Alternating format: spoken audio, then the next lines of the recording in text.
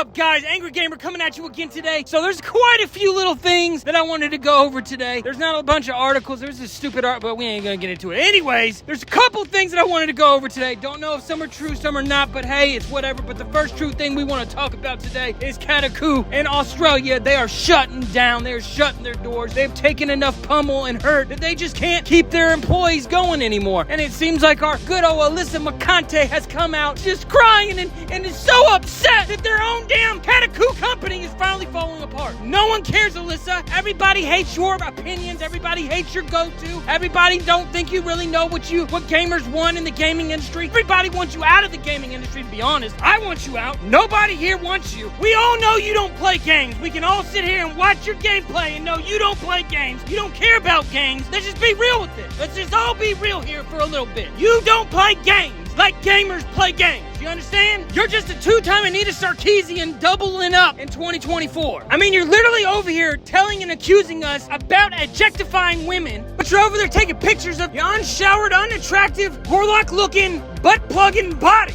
Just wanting all the attention possible. We ain't stupid. We understand what you want. You ain't a part of the community. The only way you're popular is because you can sit here and hate on the game. Hate on the gamer. That's the only way Anita Sarkeesian even got anywhere. That's how she got donations. That's how she got her 2 cents into video games. That's how she got in with EA. How she got in with Ubisoft. It's not the first time. You're not the first one to do it. You're probably the second or third one that we're gonna come down strong on and make sure that you get out of the industry. Just like Anita Sarkeesian. She is no longer a voice in the gaming community. What makes you think that you're gonna roll through thinking that you're gonna be able to do this? How long are you gonna take on this pummel of just iterations of us just getting pissed at you? How much? How much you gonna take? Because we can go all day. There's more of us than just one of you. There's tons of us, just like X-Play. I'm telling you, there's more of us than you, and we can just keep going. No matter how much you want to sit here and hit that block button, unblock button, block button, unblock button, we're gonna still come at you. We'll make new accounts and come back more at you. We'll keep making and wasting our time, annoying the shit out of you. We're gamers.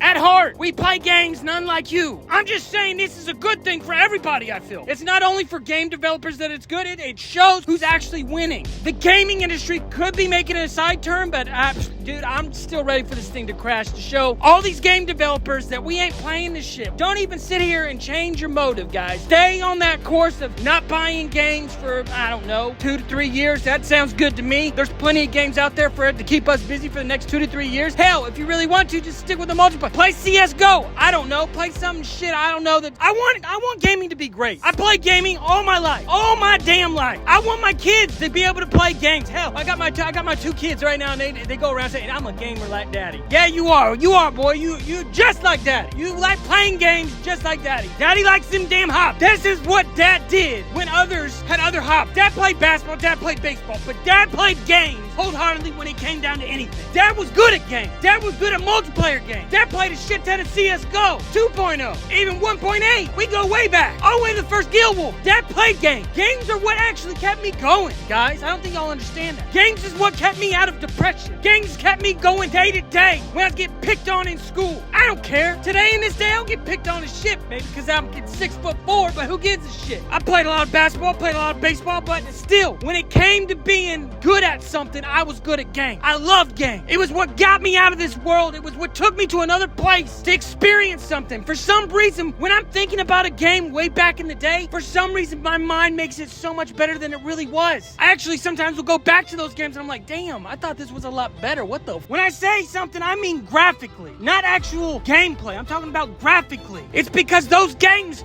kept me going, took me out of this world. I truly immersed myself in them, and I feel like that's the main cause right there. I can't immerse myself in the games like I used to when I was little. My fantasy life, my brain was just amazing back then. When I would play Baldur's Gate 2, when I played Dungeon Siege, all these games, Nox from Westwood Online, Command & Conquer, Age of Empires. You know what I used to do? I used to spawn in those little vehicles. You know, you type in the cheat code and spawn in vehicles, and I'd go raid. Same thing with Diablo, Lord of Destruction, the first one, second one, even the expansion.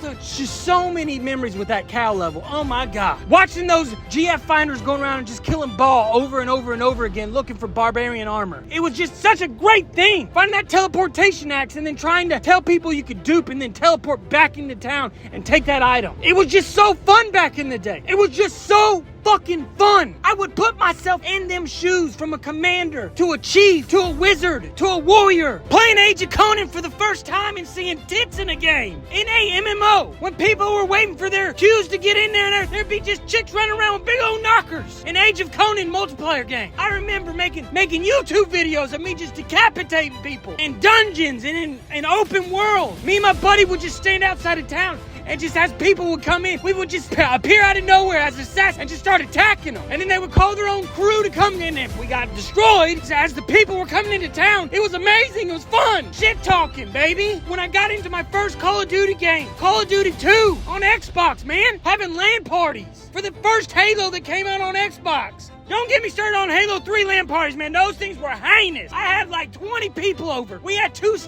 big bedrooms upstairs. We were all playing. One team was on one side, the other team was on the other side. Man, big team battles, everything. It was just all-nighters. My parents were so cool when it came to LAN party. We had such a big house, and it was just so many people could come over and we play all hook up Xbox 360s. And we didn't need internet. We just all played together, switch up teams. Just pizza everywhere. House parties, baby. You don't have any of that, Alyssa. You don't know what that's like.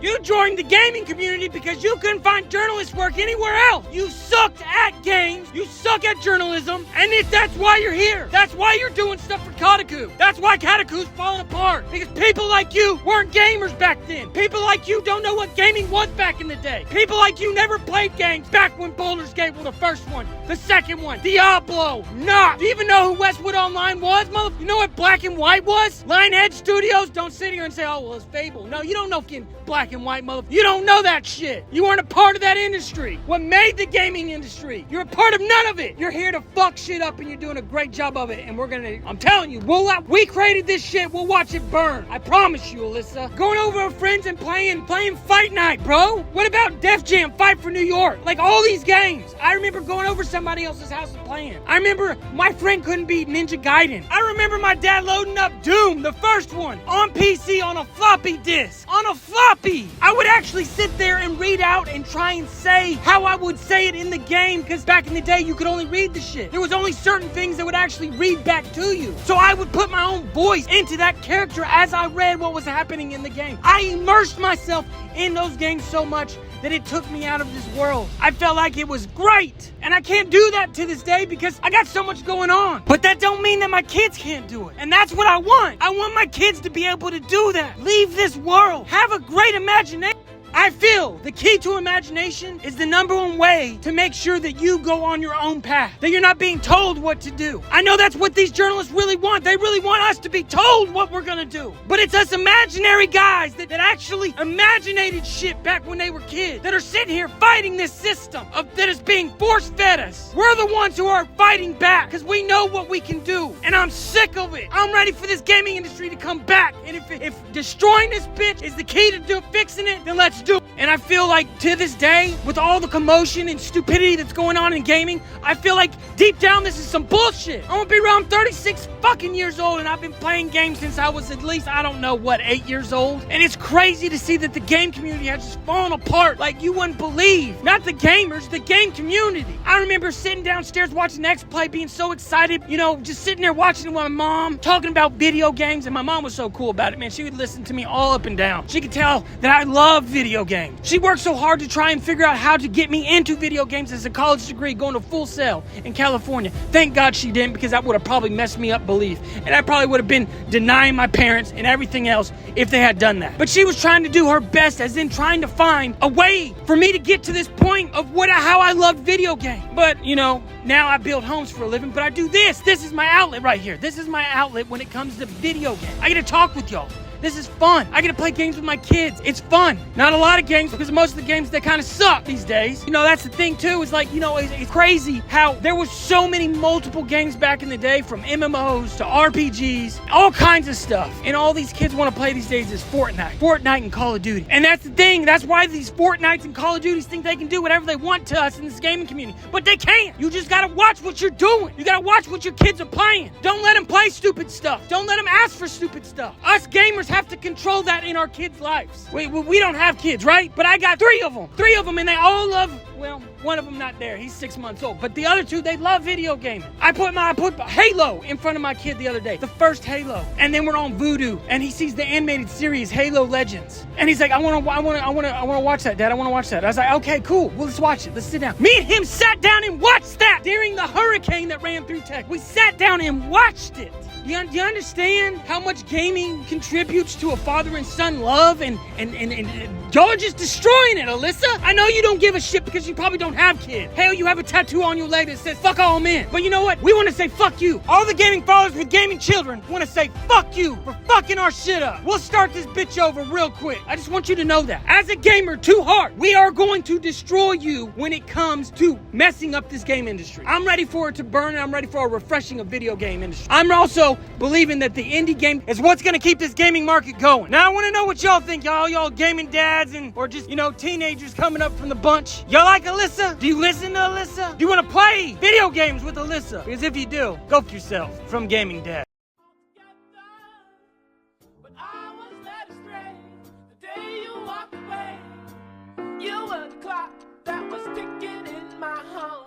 Changed my state of mind. Ladies and gentlemen, Love so hard to find. we got him.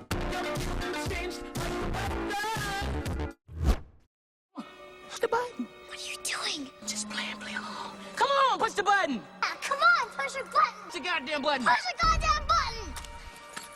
You heard what she said.